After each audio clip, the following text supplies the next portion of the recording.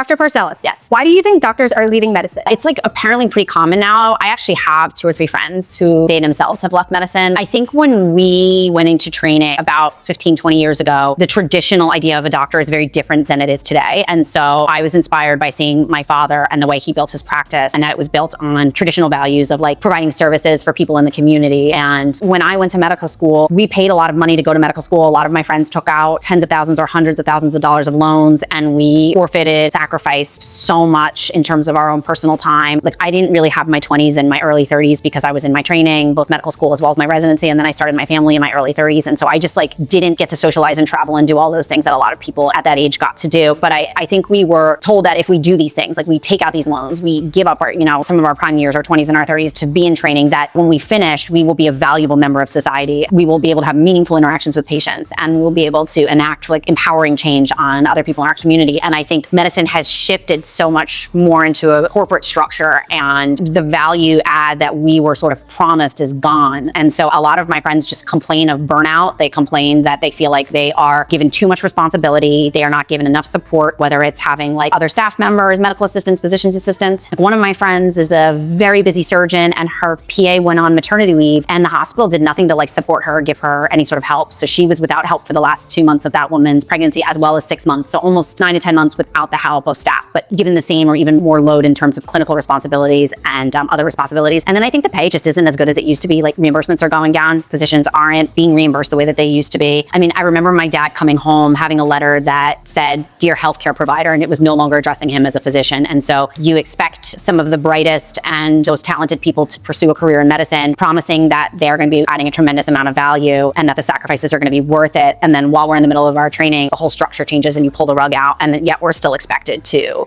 put forth that effort, but there's no reward. Like you're unhappy, you quit your corporate job working as a hospitalist or, as an employed physician, and nobody cares about you, or they just change up your support structure, take away physician's assistants, add people you don't know, you don't really have any control over any of that. And then you're like, what's the point? Because I don't even feel like I'm helping patients in a meaningful way, the way I'd like to be able to help patients. So I empathize with all of my friends who are in those situations, and I commend them for valuing themselves and saying, this is not fulfilling me and I'm unhappy and there's more life, because I think these conversations need to be discussed more. And if it's going to get better, we need to start talking about it.